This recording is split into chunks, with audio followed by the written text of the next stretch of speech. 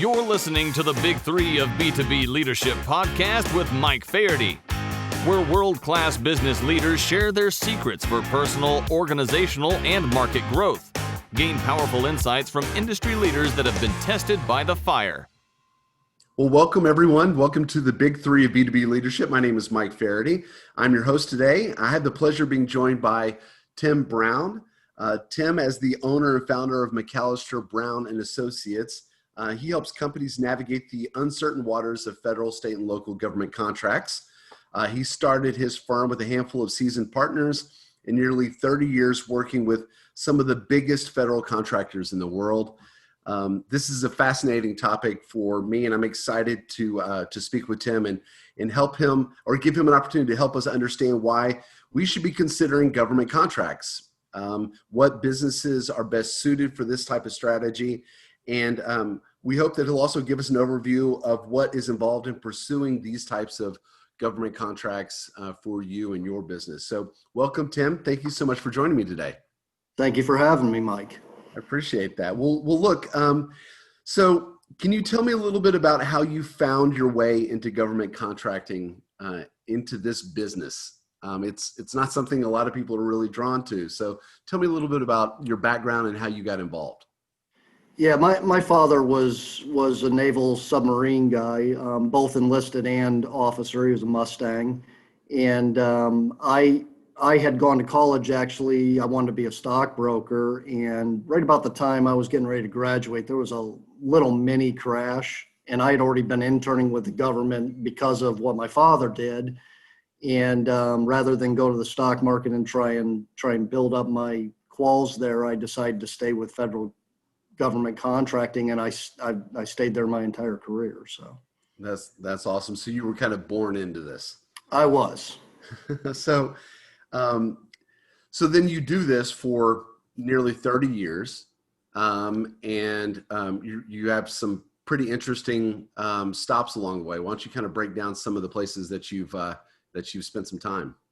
Sure. I started my career with what's called Navy Area Theater Ballistic Missile Defense under the BIMDO, Ballistic Missile Defense Organization. That organization is actually now called MDA, Missile Defense Administration.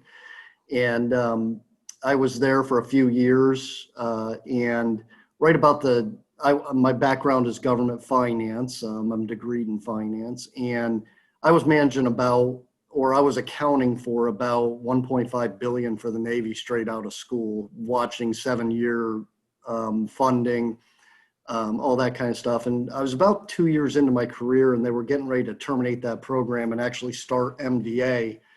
And I was approached by somebody to do a $450 million bid over 10 years. And from a pricing standpoint, I helped them do that. And that company was ADI Technology, but they were in the process of being bought by Ross Perot of Perot Systems, of course, of EDS as well. And I did that for them. We won that bid, and I managed that contract for close to the next 10 years for Perot Systems. Since then, I worked for a small company that made satellite packs, and they were bound to be put out of business by smartphones, and they were sometime after I left them. And then I was with a large research and development company that was a nonprofit named Concurrent Technologies Corporation that has done some really interesting research and development for the federal government. And that's basically the last 28 years before I started my company. So let's talk about that. So tell me a little bit about your company and how you decided it was time to start your own firm. Well, I actually was doing a bid for an affiliate to CTC, a large bid, and it was around $80 million, and we brought in some specialized consultants to help us do that bid. And it's actually pretty standard within the industry, but like hourly rates for consultants are usually in the $150 to $200 range, maybe even as high as $250 if they're high-level ex-government employees. And proposals tend to run 1% to 2% of the proposal value. So doing this $180 million bid, bringing in some proposal and business development consulting help cost that small company about $350,000, $400,000. And I actually was talking with some friends of mine and said, I don't know how small businesses, if they're not backed by a large company, can even do this. So, through several conversations over some time, we decided, there's a better way to help businesses get into and perform work with the federal government that doesn't just do business development or doesn't do just proposal management, but does everything that you need to understand to do business with the government. And we started a company to do that. So when was that? When did you guys actually launch the business? We actually launched a year ago this month. I think we're within a couple of days of when we launched. So we're 12 months in at this point right now. Well, that's exciting. So you have seen a ton of contracts as, over your career. You've been involved in a number of massive contracts. You mentioned several $100 million contracts, even $1 billion contracts. So what are some of the biggest mistakes that you've seen companies make when pursuing a growth strategy that's based on government contracts? Well, Mike, that's an interesting question. I think there's actually two things that companies do wrong when they're going after federal work. The first one is that they have a tendency to just find one bid that they think that is tailor-made for the type of work that they do. And really the right way to do it is to build a strategy that goes out not only months, but goes out years, that allows you to go after multiple bids that are in your arena. The second mistake I think that companies make is they assume that you can just write to a solicitation and you're, again, if it's in your wheelhouse, you have a good shot of winning. And the truth of the matter is that a large percentage of losses are not because companies aren't technically acceptable. It's because they don't actually follow the requirements or criteria of a government solicitation and get thrown out for non-compliance. So those two things are probably the most major factors, in my opinion, of not winning work within the federal government. So building up a pipeline of multiple opportunities, just hedging your bets. Yeah, well, the government industry average win rate is 29% right now. And actually in the last 30 years that I've been doing this, it's hovered right around 30% the whole time. I think the highest in that 30 years was around 33%, and the lowest was around 27%. So yeah, I mean, I'm a numbers guy and I like hedging those bets. So I'd like to make sure that my clients are bidding at least enough at least the level that they want to win, to ensure that they have the best opportunity to win, and also that work is in their wheelhouse, or at least enough is in their wheelhouse that they can get a good partner to go after that work. That's interesting. So, I want to make sure I understood that number. 30% or 29% today of people who bid on contracts win the contract? That's right. A large portion, the loss rate is about 3/4. So you need at least three. You get three, and the odds are in your favor that you've got to win, right? Yeah, and actually, an industry standard that people use is what's called the 110-3-1 rule, and it's a little bit of a mouthful. But for every 100 potential bids that you look at, 10 are ones that you're going to be interested in, 3 are ones that you're going to bid, and 1 is one that you're going to win. Now, I personally use the 110-4-1 rule. Where I try to bid at least 4 for every 1 win. Right. So again, it's all about putting a good strategy in place. And honestly, if you keep in your mind that you're only going to win about 30%, or I use a quarter, 25% of the bids that you put in, you can then understand as you lose things how to better position yourself to win the next one. So asking the right questions of the government after you lose, or even after you win, asking the right questions can put you in a position to better understand how to bid the next one. So winning a bid doesn't necessarily mean that you got any business though, right? Well, it depends on the contract, right? There are contracts that are blanket agreements. There's lots of those, and a common terminology is either MATOC or or MAC IDIQ. MAC IDIQ means multiple award, indefinite delivery, indefinite quantity contract, where there's multiple vendors who get on that contract. And then MATOC is multiple award task order based contract. They're basically the same kind of contract. But yeah, there's contracts like that, and then there's single award contracts. You can actually have single award IDIQs where there's an unknown amount of money that will be put through that contract, but there's no competition for you. The government just funds it as they go. Mm-hmm. So do you see customers slip into the mindset or struggle with the mindset of, I need to be the lowest price here so that I get this award, and then they end up hurting their business rather than helping it? Have you ever seen that? Yeah, you do see that. And the government swings, between what they call best value contracts and LPTA, which is lowest price technically acceptable, depending on administrations or what's important to the government at the time. When we had the Great Recession, a lot of government contracts went LPTA, and that does hurt business. As a matter of fact, I think it hurts the government as well. We're starting to see them swing back to best value contracts where it's not necessarily the lowest price they're looking for, but the best solution for the price that they're going to pay. And that's better for business and better for the government. With LPTA type contracts, you end up with a lot of contractors who not only undercut that contract, but lowball the salaries of potential employees. And then you end up with a revolving door where you're losing good talent on a regular basis. So, it depends on the type of business, right? There are some companies that focus on price, and those companies will focus on the LPTAs because a lot of times they can beat other companies. But other companies that have high precision or high expertise in services, whatever it might be, will look for the best value type contracts. So what are the criteria today that would exclude you from being considered?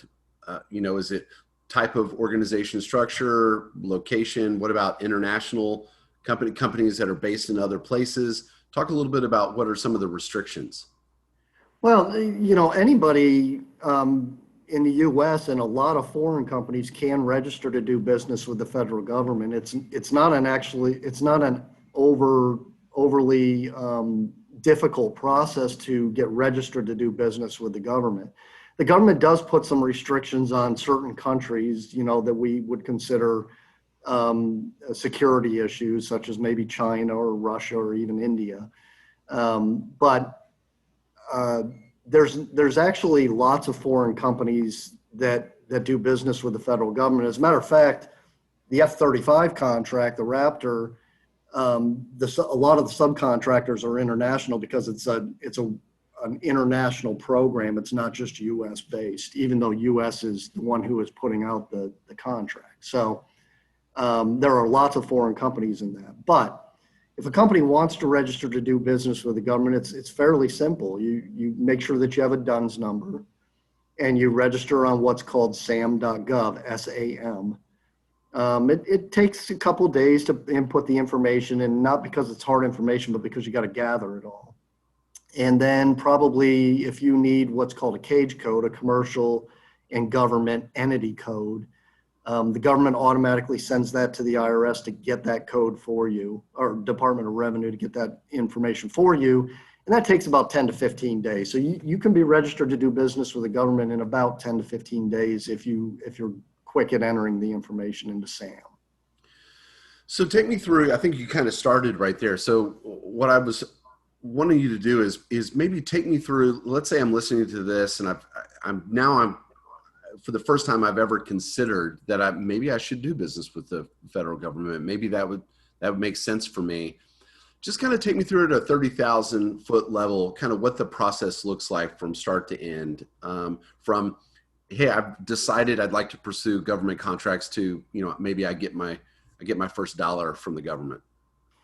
Yeah. So the first step, in my opinion, is not only registration in SAM, but determination of what kind of business you are. And what I mean by that is the government has not only small business contracts that are set aside, but also disadvantaged business contracts that are set aside. And of course, they have large business contracts.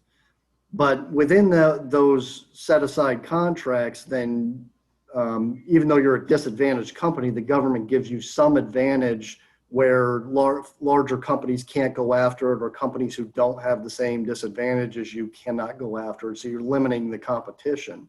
Can I just stop you right there? Can you explain Sure. disadvantaged companies? Like what does that mean? Yeah, and I was just about to go there, Mike. Sorry. So yeah, no, you're fine. So yeah, there's four major disadvantaged types of companies. One is the 8A program, which is typically minority, but it also includes economically disadvantaged companies. There's woman-owned small businesses. There are SDVOSBs, which are service-disabled veteran-owned small businesses, and there are, and a subset of that is veteran-owned small businesses. They don't get the same advantage as a SD gets, but they do get some advantage. And then there are hub zones, which are historically underutilized business zones, and you can actually look up a map of hub zone. It's called hubzone.map, I think, but you can actually look and see if your company falls within a hub zone. Those are geographic areas where individuals are disadvantaged. And the only thing I would caution people on some of those is there are criteria you have to meet. The 8A program has criteria that you have to meet. Hub zone has criteria, and so does service disabled veteran-owned small businesses.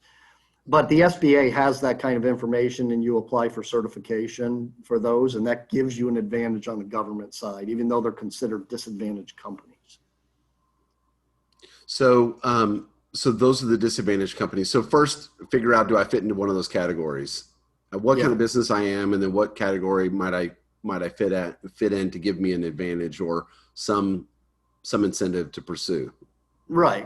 And then, after that, once you're registered in SAM, so once you've determined what type of company you are, and I would not discourage large companies or small businesses without a disadvantage. My only point is know what you are before you go down the path, because you want to get all the paperwork out of the way so you're focused on going after business.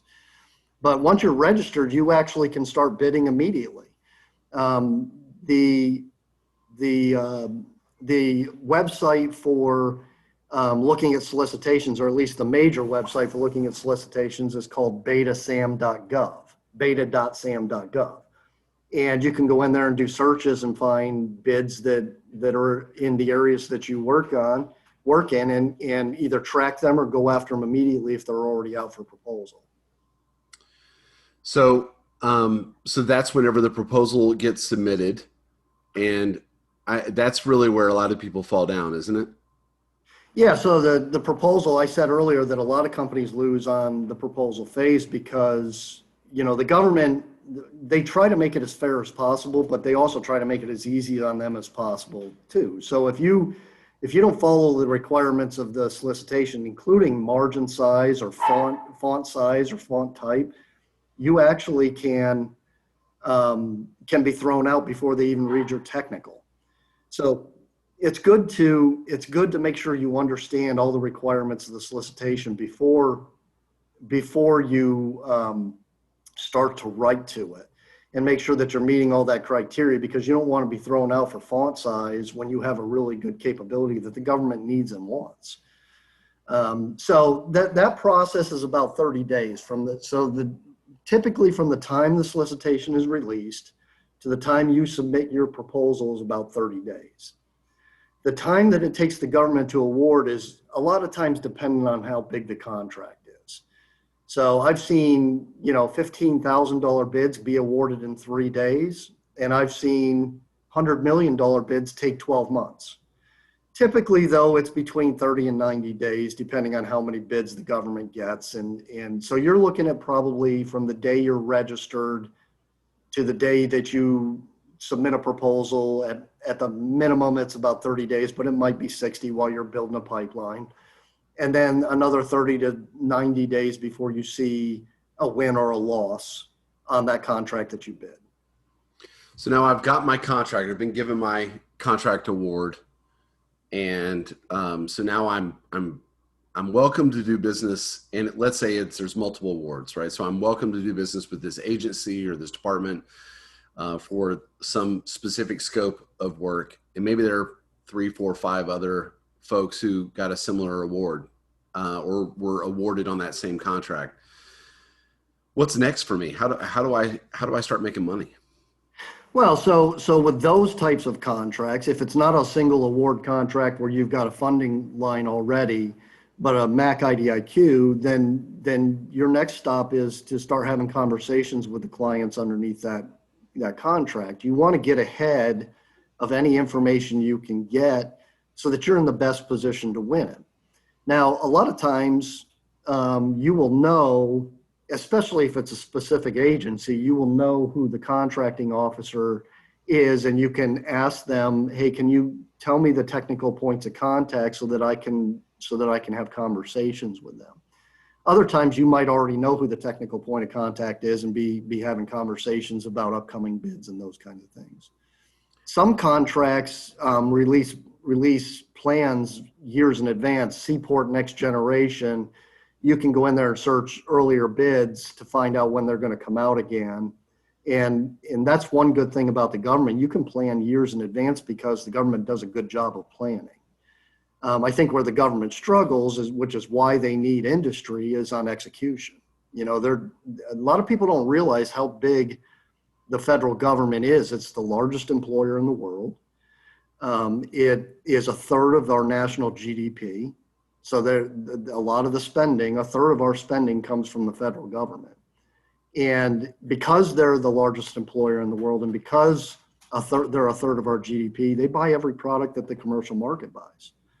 I had a company reach out to me some time ago at the beginning of COVID and asked me if I could do a search on gowns for them. This company made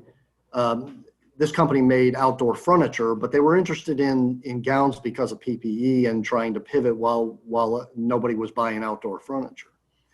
And so I said, sure, I'll do a search for you. And I looked for PPE things in the federal government and all that kind of stuff. But at the end of that, I said, just for the heck of it, I'm going to check outdoor furniture and see if the government buys any outdoor furniture. And sure enough, they buy outdoor furniture every year, typically for embassies and things like that. But if they'll buy outdoor furniture, they're buying everything else, right? So pens, pencils, bedding. It doesn't matter. If you have a product or a service that the government would be interested in, it's well worth looking at. So how does your business work? So tell me how you fit into that equation. So that's the spectrum. That's sort of the continuum of doing business with the government. You step in there to help these companies navigate these waters. Can you just kind of describe what your services look like? Yeah. So I said earlier that typical consultants do one piece of the puzzle in helping you with the federal government. They might be a door opener or a door closer from a business development standpoint. They might be a proposal manager or a cost estimator that can help you do those pieces. But there aren't a lot of companies that take all of the necessary pieces and roll them together into one company. And that's why we formed our company, because the businesses that we target are typically not currently doing federal work or state or local work. They're doing commercial work and are interested in the federal government, but don't know where to start. So what we offer is tip to tail government contracting, almost as if we're a drop-in division to your company. And that allows you to continue to work on your commercial growth, where we help you build up your federal side work and your pipeline and all those kinds of things. So we have people that do research. That research can be pipeline building, looking at potential partners or competition, looking at government organizations to see where you might fit into those organizations. We have business developers who can go and meet with clients for you if you need them to, or schedule meetings with you to meet with the clients, either way. The only caveat to that is that has been difficult during COVID. It's the one piece that's difficult to do right now because nobody's in the offices. But we have been successful in getting meetings for our clients. Usually it's over Zoom or over a phone call. My background is financial management, so I can help with building government budgets. The government actually follows what they call CAS compliance, cost accounting system compliance. It's a little more stringent than GAAP, but the same principles are involved. So I help build budgets that are compliant to what the government needs. I help with indirect rates, which are your overheads and the G&As. The government likes to see them in a certain way. I can help with cost strategy and forward pricing rates, so future rates, things like that. We have proposal management, so we can help you write the proposal. We can help make sure that it's compliant to what the government needs. The only piece of that we don't do is technical writing because we're in so many industries. And then we have contracts expertise to help you understand the government law that's called the FAR, the Federal Acquisition Regulations, and to help with negotiations after an award if they're necessary. They're not always necessary. So there might still be another negotiation. You might give them a price, and they might come back and say, "Thanks, but can you get a little better?" Yeah, but it really, if it's a full and open competition or a competitive bid, there's not typically a negotiation. There might be, but it's not typical. It's typically if it's a single award or a sole source type contract where they would come back and say, okay, you had no competition. We want to see what's in your costs. And you show them their costs, and then of course they want to negotiate certain things down. So we can help with that. We can help with what regulations they have to follow, the government has to follow, so that you're not, and the government, by the way, does not want to hurt your company. They don't want to see you lose money, but they do want to make sure they're getting the best price because they don't want to be buying $50 hammers and things like that. If you remember back in the 80s and 90s, there was all talk about those kinds of things. What I think a lot of companies don't understand is probably if they're buying a $50 hammer, it's probably very specialized for something that they need and had to be run separate from a major production line on hammers. But the government wants to make sure that they're getting the best deal because they're spending taxpayer dollars to do what they need to do. Yeah, no, I get that. I remember I think it was, what was it, Newsweek had the $50 hammer. We had that issue at my house. I remember reading it. So does everyone need a GSA contract? No, as a matter of fact, with certain areas, I would stay away from GSA. Not all of them. Some of them, you're better to be in GSA, but GSA has a clause in it, and this is why companies should talk with some experts in what they're trying to do. But GSA has a clause called the price reduction clause, and that clause basically says that you can't sell your product or service at a cheaper price commercially than you do to the government. Right. So I actually, in some areas, discourage clients from going after a GSA contract because you can get yourself in a tight spot if a client comes to you to negotiate. You're willing to negotiate, and we all are a lot of times, and you offer a price lower than what you've offered to the government in the past. And you might think that it's pretty simple to keep from doing that, but it happens all the time where you've got a salesman who goes out and makes a deal while you're negotiating something on the government side and find out that you just gave that guy a lower price. So that can get you in some trouble, and the government will ask for payback on things like that. So no, you do not have to have a GSA schedule to go after government work, but sometimes it's very helpful. Some clients do need it, and in those instances, we do go after them for them. So that might be, and everyone will, as long as you meet all the criteria, everyone can be awarded a GSA, right? There's not absolutely a lot of stringent criteria there. Yeah, absolutely. You need invoices from commercial sales that to show your pricing in the past, and you need to know what products you want to put on the schedule and be able to give a good description on them. And then you submit to the government, and you basically have a contract between you and the government that allows the government to buy directly from you if they want. They also have a website where the government can buy some of the products directly from the website. It's called GSA Advantage, but you have to have the schedule before you can get on GSA Advantage. Okay. And that's an open site. I can go there and look and see who has a GSA contract as well, can't I? Yes, and it's open, and it's open bidding too. So you don't have to meet some certain deadline to submit a GSA schedule. Typically takes, GSA schedules are big. If you were to stack all the paperwork on a table, it's probably well over a foot high.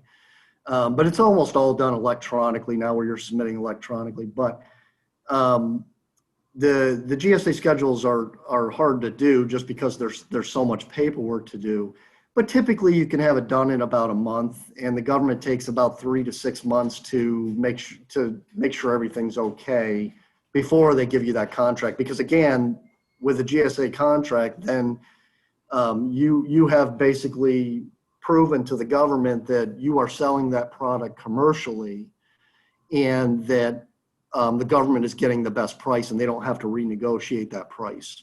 Does it grease the skids in any way for other contracts, subsequent contract bids that you might be interested in, to say, see GSA contract? I mean, it certainly makes it easy if you go and meet with a client that you don't have a contract with already, and the government is interested in what you do. It certainly makes it easy for them to get to you if they're that interested, where you could say, look, you don't even have to put out a contract and do any extra work. You can get to me through this GSA contract. So the process is different for state and local government, right? It is. I actually find the federal government to be easier. The paperwork in the federal government is kind of standardized. You know, there's different sections of solicitations, and you always know what those sections are. Now, not every solicitation has every section, but all of them follow the same criteria, right? So Schedule B or Section B is your costing section. Sections L and M are your how they're going to evaluate and also what the award criteria is. So, and instructions for bidding. So you start to learn which sections you have to pay the most attention to. But state and local is not bound by some larger process, right? So in the state of Pennsylvania or the state of Texas, you have to register with both governments. You can't just register with one state and be able to do state work in every state. And Texas is going to have different rules than Pennsylvania for getting whatever your requirements are to become qualified to do business with them.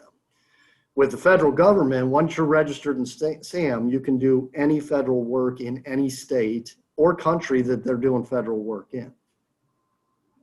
So that process is, the criteria is different. The forms and the documentation and what's required to be submitted is completely different. Do you help companies who want to win state contracts? Is that something you guys do? Yeah, we do. We actually have clients that do both state and federal work, and even local work. But what we can't do is actually do the registrations for you, right? It has to come from your company IP addresses. So we can walk you through what you need to put into certain sections.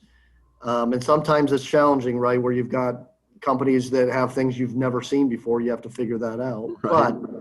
But we can help walk them through all that to get them registered. And then we help them build the strategy by working the pipeline and bidding things that they're interested in over time. So we're obviously in sort of the midst of, hopefully at the end of a pandemic here with COVID-19 as we kind of enter the winter of 2020. So what impact has that had on the way people do business with the government, or the way the government is doing business today? I mean, has there been any material change in the processes, or, you know, is it any easier, any more difficult for businesses to pursue this strategy? So one of the things we didn't talk about earlier was one of the advantages of working with the federal government is the federal government is recession resistant, what we call recession resistant.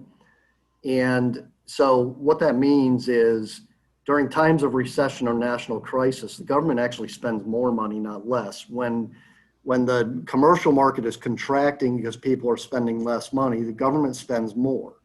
And it does it for a very good reason. They do that to spur the economy back on, right?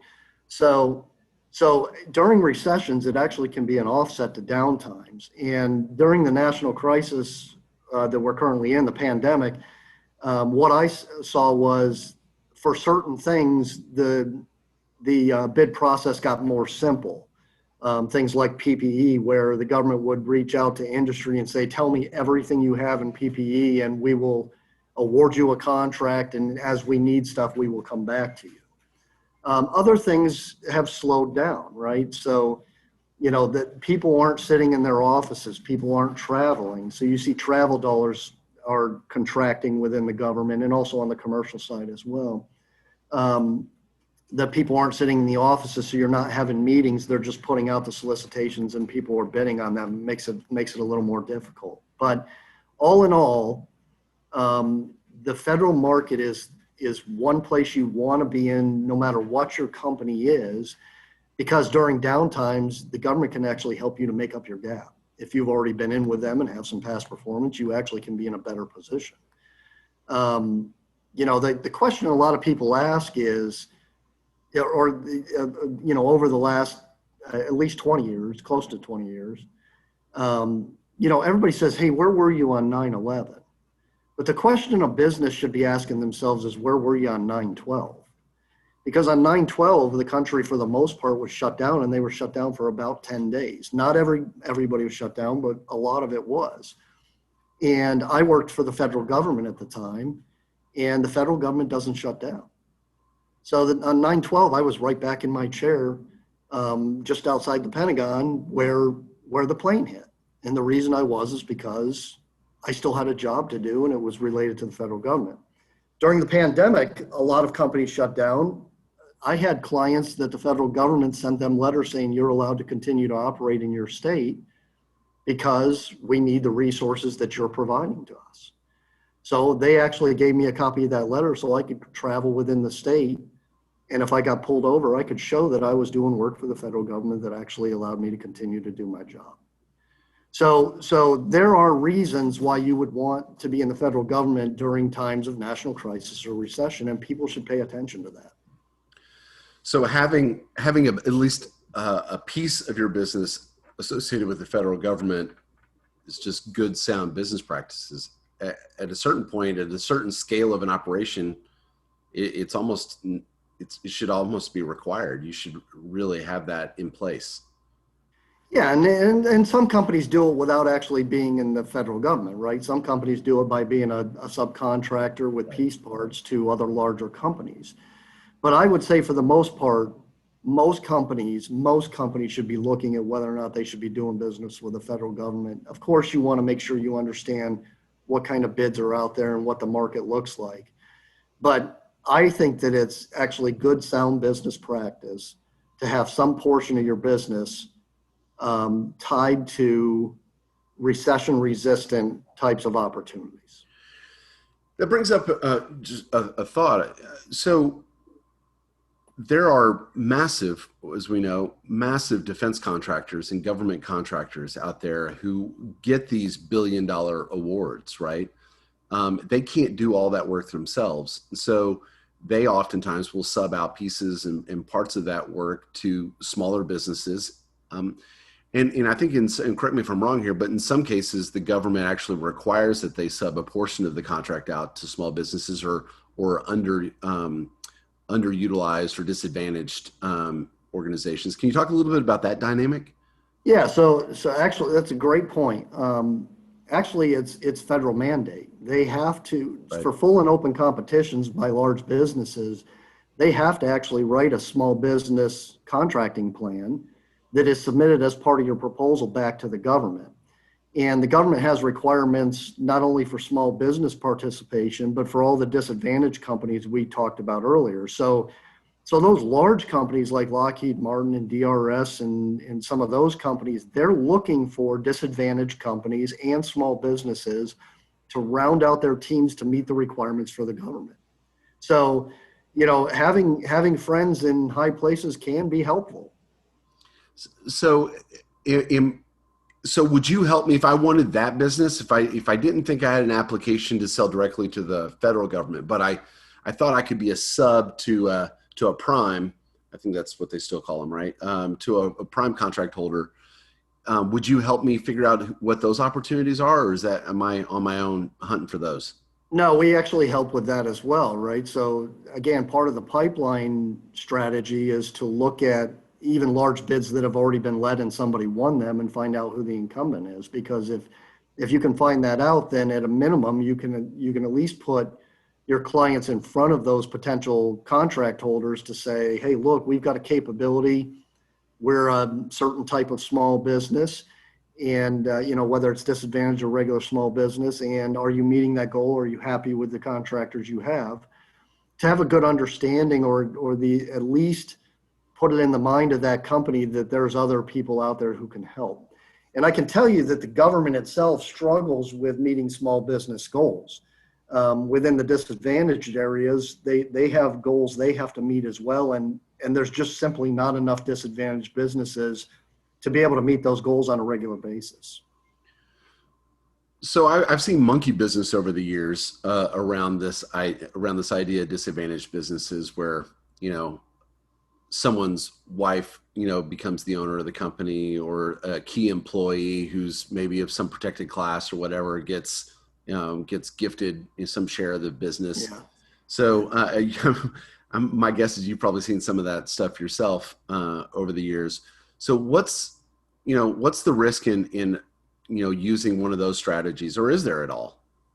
Well, the rules have changed a little bit, and I can't speak to how stringent they are because I don't own a disadvantage myself, so I'm not going after disadvantage work. But what I can say is the criteria now for some of those that require certification, like the 8A, the SDVOSB, and HubZone type companies, you have to be able to prove that the owner of that company is involved in that business, right? You have to be able to prove that they're managing that company, that they're managing whatever the strategy is, or the finances, or whatever their background is. That didn't used to be the case, I don't think, but I can't tell you exactly what that criteria is because I'm not one of those in any of those categories. Right. So I don't register myself. I help other companies register themselves, and those are the types of conversations that you have during the certification process with the government to say, yes, I'm doing X, Y, and Z. Right. So I think you may have mentioned this before. So you mentioned sam.gov, or I think that was it, where you can look for available contracts to bid on. I don't know if I had that right, but what other maybe free resources are there for someone who's interested in just investigating the possibilities here? To search for the bids, it's actually beta.sam.gov. Okay. But the other resources that I know of are not free. Now, there are state and local level resources that you can look at, but there are other resources that you can get that are as good, if not better, than BetaSam. One of them is govwin.com. GovWin, in my opinion, is the gold standard, but GovWin is not cheap. It costs some money to get it, even for a small company. I've used governmentbids.com. You can get a lot of state level stuff in governmentbids.com. But those are not free resources. You have to pay for those. But BetaSam is free, and it's a government website. There's also once you're registered with the government, you can get in what's called dibs.gov, and that's a DLA website for supplies that they buy, that you can go into and look at bids that they have upcoming and things like that. I mentioned Seaport East, some of the contracts like GSA. Once you're on GSA, you can go into GSA and look at upcoming bids from them. There's lots of them, but the main one where the government puts out the bids is typically beta.sam.gov. If anyone was interested in that, they could find a company like yours that helps facilitate this bidding process, and they could reach out to you and come up with an arrangement to have you help them do some research. Is that right? Yeah, absolutely. We do research on a lot of different ways. Not even just looking for bids, but we look at government websites to gain insight into government organizations. And again, that helps the company to determine who they need to speak to within an organization within the government. So we do all that kind of research. We look at, again, partners and competition and how much the government has spent. So the spending cycle of the government, we look at all that kind of stuff. That's great. Well, that's fascinating. Well, look, Tim, I really appreciate your time today. Really interesting stuff. I think my takeaway here is if you have a product or service that there's a good chance the government is buying that product or service, and you should at least investigate. You owe it to your business and your shareholders and your employees to investigate whether or not there's an opportunity for you to pursue a government contract or multiple government contracts as a strategy for growth. Yeah, at an absolute minimum, I would find somebody who can research for you and just ask the question, hey, based on what I do, can you tell me what it looks like in the federal market? Because anybody who has a background like our company has can get that information for you, or should be able to get that information for you. So at an absolute minimum, asking yourself, is it worth exploring and finding somebody who will, give you that information just so you can make an informed decision is worth your time. Right. Well, thanks so much, Tim. So speaking of that, if someone wants to talk to you, what's the best way for someone to reach you or your company? Well, we have a company website. It's called McAllisterBrown.com. My email address is tbrown@McAllisterBrown.com. And I always have my cell phone. I might not answer right away, but I always call back. And it's 301-788-9329. Perfect. Well, look, we'll put your contact information in the notes for the podcast on our website. And so if you're listening to this, not in a place where you can write that contact information down, just go check out prosalesconnection.com/podcast and look for today's episode with Tim Brown. Well, look, thank you so much for Tim.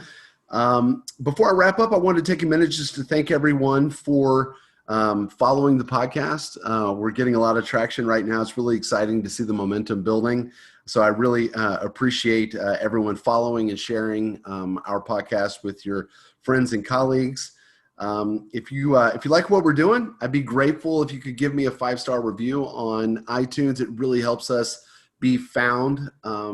That's the iTunes algorithm. So the more reviews, the more comments you get, the more discoverable your podcast is. So if you haven't done that already, please take a minute and do that for me. I'd really appreciate it. If you've done it already, thanks so much. I'm really grateful for that. Look, that's it for today. Thanks for listening. And remember that B2B leaders grow companies faster when they focus on the big 3. Thanks. Have a great day. Pro Sales Connection is a sales and marketing firm that has been helping B2B companies grow faster since 2009. Learn more about our proprietary fastest path to revenue process for B2B companies. Experiencing the possibilities begins with a short 15-minute call. Schedule yours at www.prosalesconnection.com and click Get Started.